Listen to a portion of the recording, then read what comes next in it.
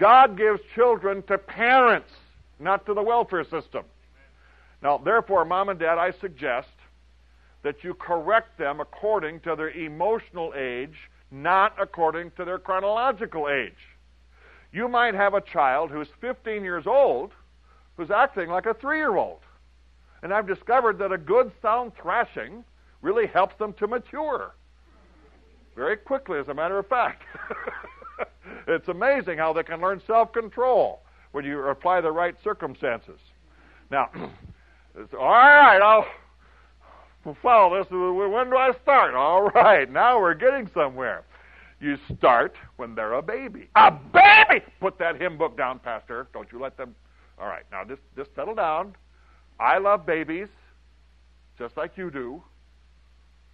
In fact, when God brought our babies in, a baby, praise the Lord, a baby. Then you discover real quick what a selfish little beast they are. Doesn't take long. Their first words are not Mama and Daddy and I love you. Their first words are no. Mine. That's their first vocabulary. You know, we have this emotional dream that they're going to, I love you, Mommy and Daddy. That's not what they're going to say. They love themselves. They're selfish little beasts. And so we need to start when they're a baby. Picture this baby. You've got him. He just fed his most favorite food, his most favorite way, his most favorite quantity, his most favorite time of the day. He's been hugged, cuddled, burped, loved. New filter, new powder, new grease. You take him down to his most favorite bed, his most favorite nap time, his most favorite toy. He's down there going, oh boy, he's going to take a nap. I'm going to get some time to myself. So you go tiptoeing down the hallway, you know, and you're about 20 feet away when all of a sudden, ah, my baby! Someone stuck into his bedroom trying to cut his head off. He wouldn't scream like that unless someone's trying to kill him. I'm going to save my baby's life. So you dash down to the end of the hallway, about break your neck going into the bedroom, and he's pulled himself up and says, hi, Mommy. Oh, you little liar. No one's trying to kill you. No, I just want you. That's a good when you need to raise a little leg like this and go quap. Now, it'll look like he's having an epileptic fit and a stroke and heart attack and all these things rolled, but he will survive. Again, who runs this asylum? It had better not be a little 10, 20, or 30-pound child that runs this house. It had better be Mom and Daddy. What could you have done in the 1940s or 50s right there in the aisle of the grocery store? Yeah! Just pull him up out of that thing and pull down his britches and start letting him have it right there in the aisle. Now, while you're doing this, all of a sudden around the other end of the aisle comes your nosy neighbor who doesn't even necessarily like you. What would your nosy neighbor have said in the 1940s or 1950s? Hit him again! Even lost, pagan, reprobate neighbors had the common sense to know, well, of course children need to be disciplined. Anybody knows that. But not anyone knows that anymore. And now it's a blessed remnant of God's people. But beloved, please, don't do this at Walmart. Don't do this in the grocery store. Don't do this on a parking lot. Please, I'm warning you. You're living in a hostile world. And if especially if you're found out to be a Bible-believing Christian, it's all over for you. You've got to obey this. I'm not saying you've got to obey this, but you'd better be wise. Go down to the South 40 where there's that grove of trees. Or maybe you don't have a South 40. What if you lived in Philadelphia? You know those row houses out there? You know, you're a 2x4 wall from your neighbor. What do? Well, you need to be a little more creative, a little more imaginative. You know, lock the door, take the phone off the hook, go down to the coal cellar, turn the stereo up full blast, have groups singing. There's all kinds of things you can do if you just put your heart and mind to it. Because we've got to obey this, but we can't do this in public any longer. Because we live in a hostile world. All right, well, what do I use? All right, it says here you use the rod. Now, I've done some very exhaustive... Do you know what a rod is? It's a rod. Very simple. It's like you used to probably stake up your tomato plants, You fellows, you get a dowel rod from the hardware store. That's what it is. Have you ever heard of Grandma's willow switch? Would that get your attention? That's the idea. That's like that rod. It wouldn't do any permanent damage, but boy, would it get the attention of a rebellious young heart. So you use the rod. And now, what if my children were naughty? Very naughty. And in fact, I often told if I got spanked like you would, I'd obey. In fact, I'm surprised a couple of them are permanently deformed because all the spankings they had to get.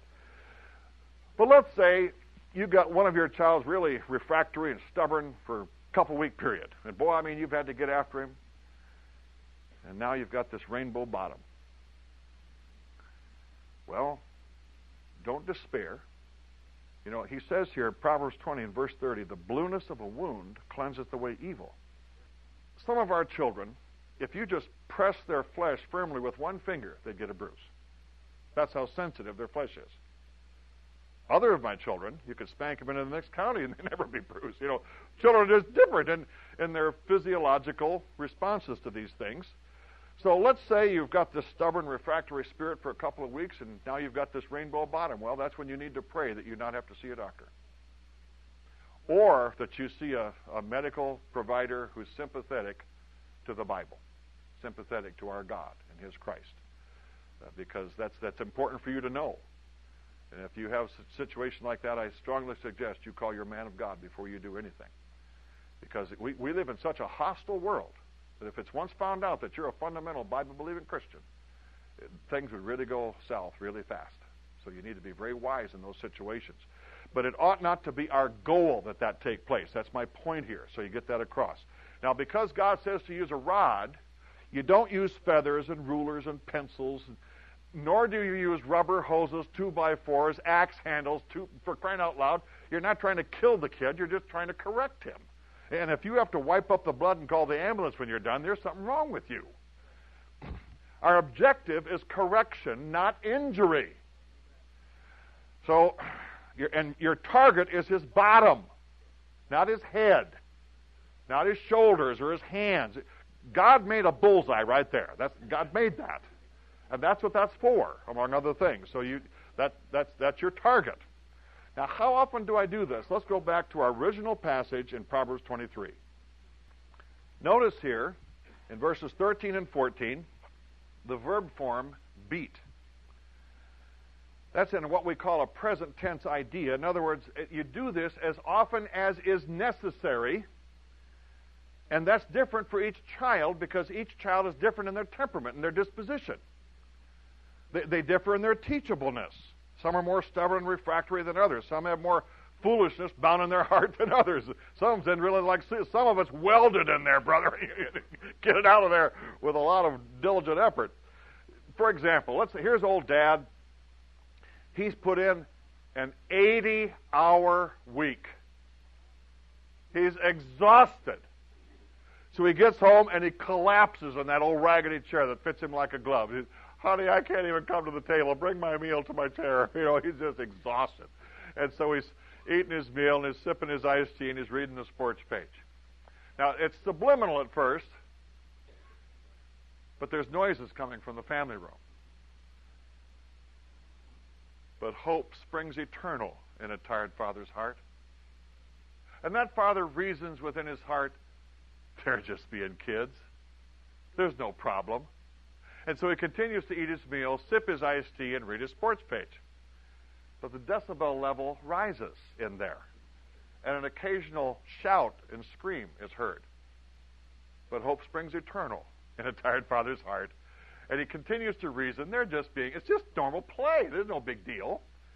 Until finally he hears a blood-curdling scream and a piece of furniture breaking into pieces. Oh, for crying out loud! He goes in there, slams his paper on the floor, spanks everything in sight. Comes back and says, boy, I'll take care of that for the next 6 weeks around here. Boy, are you dreaming. Because, see, as soon as you left the room, you idiot, will you spit on me, will you kick me first? And recriminations are flying. You might have to be back in there the next 30 seconds. You see, my friend, this business of child correction is hour by hour, day by day, week by week, month by month, year by year. You keep it up and keep it up and keep it up. Well, when do I get to quit? When they leave your home. I know that's a tall order.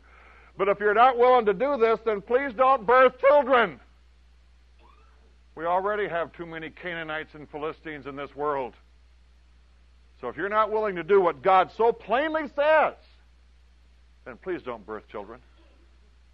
Because wouldn't it be awful if our children would populate prisons and act like the Canaanites and the Philistines?